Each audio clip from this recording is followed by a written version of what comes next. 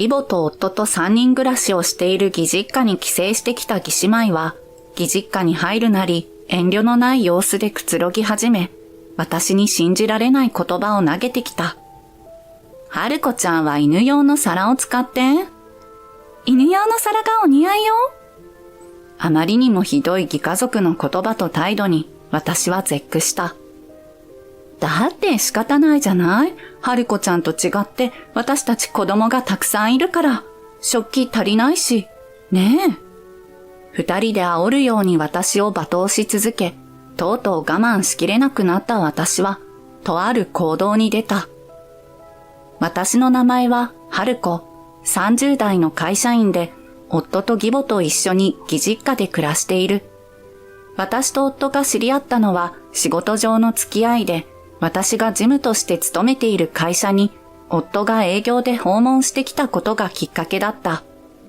それから夫が定期的に私の勤めている会社に訪問してくるようになり、次第に仕事以外の雑談もするようになって、同じ趣味を持つことなどが分かって意気投合。交際に発展し、1年前にプロポーズされて結婚することとなったのだ。夫と結婚することが決まってから、夫に結婚後も実家で暮らしたいと相談された。義実家では義父が数年前に亡くなっており、現在は義母と夫が義実家で二人暮らしをしているらしいのだが、これからどんどん高齢になっていく義母を一人暮らしにさせてしまうのは不安だという。なので義母を一人にさせないために結婚後も義母と同居したいというのが夫の主張だった。夫の話を聞き、私も同感で、義母との関係性も悪くないと思っていたため、義実家での同居に賛成した。それがまさかあんなことになるなんて、当時の私は全く気づいていなかったのだった。義実家での同居が始まると、義母は食事の用意や家の掃除などの家事をすべて私に丸投げして、自分は友人たちと遊び回るようになった。じゃあ、春子さん、お洗濯とお掃除よろしくね。私はお花教室のお友達とランチしてくるわ。ちょっと、お母さん？休日はそう言って家を留守にしがちにして。ごめんね、春子さん。今日は編み物クラブのお友達とお出かけしていて、さっき帰ってきたばかりなの。だからお夕飯の用意ができてなくて。わかりました。私が作ります。平日もそう言って、私に家のことを押し付けてくる。私はフルタイムで仕事をしているので、平日は忙しく、仕事を終えて帰宅してから夕食の準備をすると遅い時間になってしまうこともある。掃除などは休日にするにしても、家事をすべて私一人でこなすのは正直しんどいものがあった。とはいえ、そんな不満を私から義母へは伝えにくく、ひとまず相談してみようということで、私は夫に話してみることにした。さすがに家事を全部私だけでこなすのは難しいよ。私だって仕事をしてるんだし、負担が重すぎるっていうか、せめて夕飯の準備だけでもお母さんにやってもらえないかな。私の訴えを聞いた夫は思いがけない返答をした。わかった。じゃあ俺が家事を全部やるよ。全部？夫だって仕事をしていて、私同様に忙しいのに、私に代わって家事を全部やるなんて無理ではないか。そう夫に問いかけると、夫はさらりととんでもないことを言った。仕事しながらは難しそうだから、仕事を辞めるよ。で、専業主婦になるから。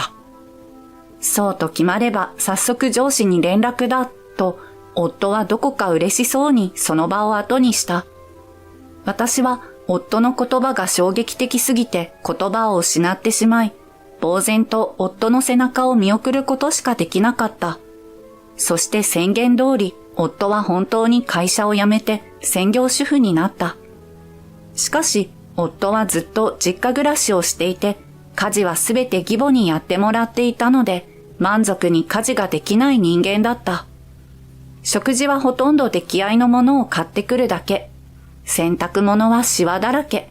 掃除は掃除した場所を逆に汚してしまう始末。そんな夫の様子を見かねて、結局私が家事をする始末。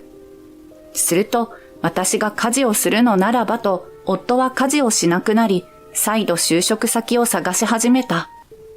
しかし、就職活動は難航しているようで、私は常に経済的不安を抱えることになった。そのこともあり、私はまだ子供を作ろうという気持ちにはなれなかった。子供はいつかいろいろな不安材料が落ち着いたら欲しいと思っているのだが、義母は私たちの事情など全く知らないとでも言わんばかりに、早く孫の顔が見たいと言って子作りをせかしてくる。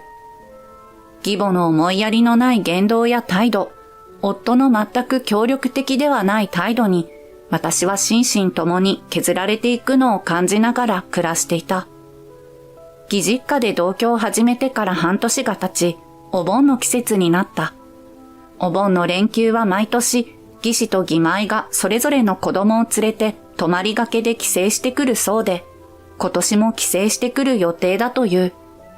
義姉妹の夫は仕事があるため同行しないそうだが、義士とその子供5人、義妹とその子供3人の合計10人が泊まることになるらしい。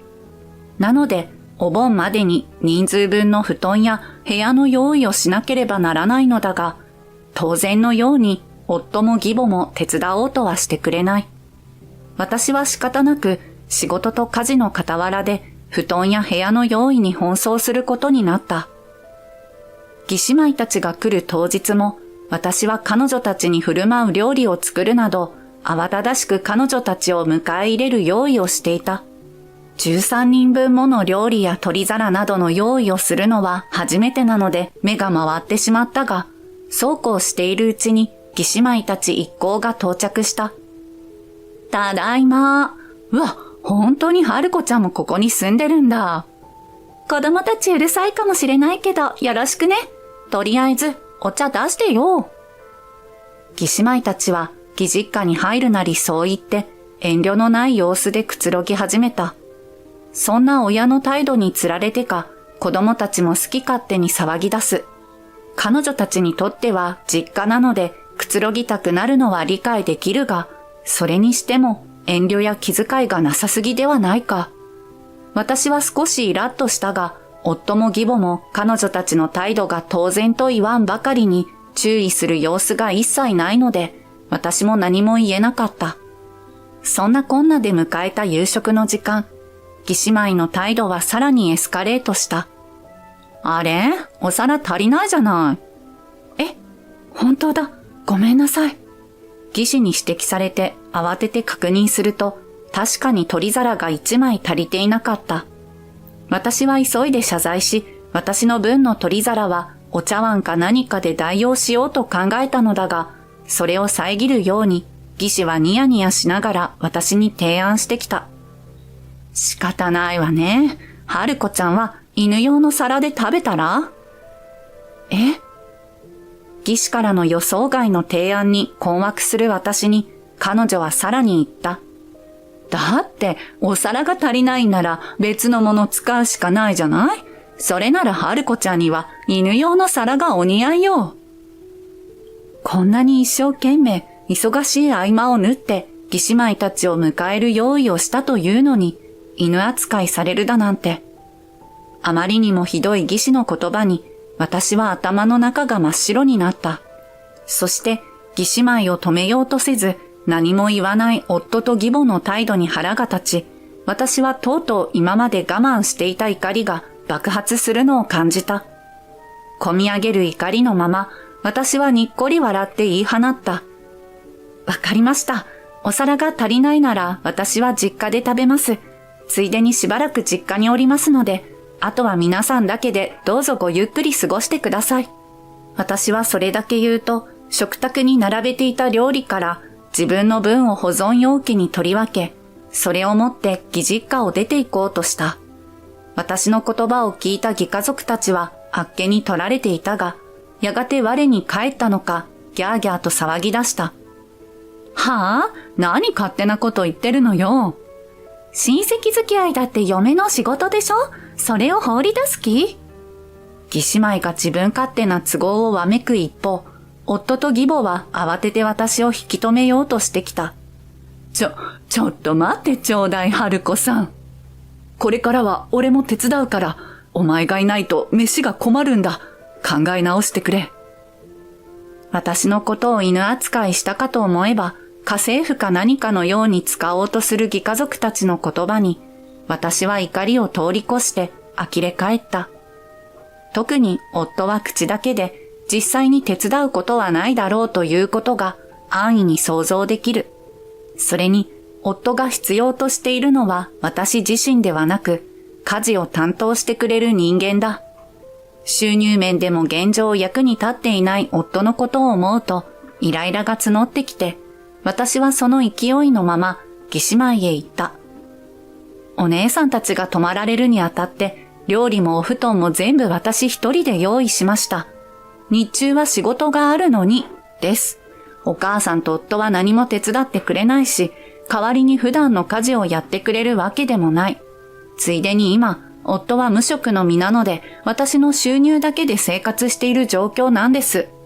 私、かなり頑張ってると思うんですけど、そんな私を犬扱いするなんて、どんな神経してるんですか？私が一息にそう言うと、義姉妹は目を見開き、義母と夫は気まずげに目をそらした。しかし、義姉妹は立ち直ったのか、すぐに反論してきた。家のことをやるのは嫁に来たんだから当然でしょ？仕事をしててもしてなくても、義実家に尽くすのは当たり前よ。腕を組んで偉そうにそう言った義妹を、私は真っ向から切り捨てた。そうおっしゃるなら、なぜあなたたちは今ご実家に帰省しているんです？あなたたちも帰省なんかしていないで、義実家に奉公するべきなんじゃありませんか？私がそう言うと、義姉妹は言葉に詰まり、気まずそうにうつむいた。そうして黙り込んでしまった義家族たちを一別し、私はこれ以上何も言われないうちにと、義実家を出てタクシーを呼び、実家へと向かった。実家へ向かうタクシーの中で、私は義姉妹の夫たちに電話して事の経緯を伝えた。すると彼らは、義姉妹は例年お盆や年末年始になると長期間実家へ帰省してしまい、義実家には全く顔を出そうとしないので困っているのだと言った。義姉妹の実家からは何も言われなかったので、義姉妹にもなかなか強く言えずにいたが、今回の件をきっかけに強く抗議する。連絡してくれてありがとう。と感謝されて電話は切れた。数日後、義姉妹の夫たちは義実家に乗り込んで義姉妹たちを強制的に連れ戻したそうだ。それから彼女たちは義姉妹の夫側の実家へ連れて行かれ、義実家高校に明け暮れているらしい。私が実家に帰ってから数十分後、夫が私を追いかけて実家を訪ねてきた。夫が来た時、私は義実家から持ってきた料理を食べている最中だったが、ひとまず夫をリビングへと通した。あなた、まだご飯食べてないでしょ？これでよかったらどうぞ。私はそう言って、犬用の皿風の食器に食事を少し取り分けて、夫の前に出した。それを見た夫の顔は、さっと青ざめ、慌てて謝罪してきた。春子、姉さんと妹が失礼なことを言って、本当にすまなかった。姉さんたちには俺からきつく注意するから、どうか戻ってきてくれないか？夫は多分、私が義姉妹の発言に怒っていると思ったのだろう。確かに、義姉妹から犬扱いされたことにも腹は立ったが、私が本当に怒りを感じているのは別の理由だ。なのに、そのことに気づいていない様子の夫に、私は完全に愛想が尽きて、用意していた離婚届を夫へ差し出した。あなたは何も分かってない。これ以上、あなたと一緒にはいたくないから離婚してください。離婚届を差し出された夫は目を見開いて固まったが、次の瞬間拳を握りしめて叫んだ。なんでだよ。一体俺が何をしたって言うんだ。自分は何も悪くないと言わんばかりの夫に呆れ、私はある事実を突きつけた。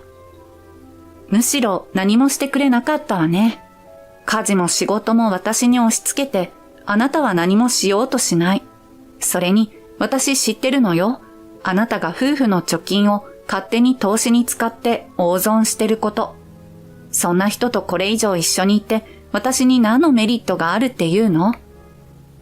どうしてそれを、とつぶやく夫の顔は、今にも倒れそうなほど青白かった。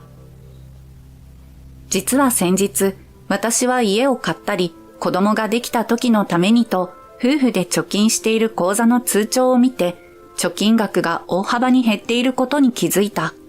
もしかしてと思って、夫の口座を確認すると、夫婦の口座から減ったのと同じ金額の入出金があった。そして銀行に確認すると、夫が投資を始めたということが判明したのだ。どうやら夫は仕事も家事もせずに過ごしているうちに暇を持て余したのか、投資に手を出すことにしたようだ。しかし元手がなかった夫は夫婦の貯金に手を出した。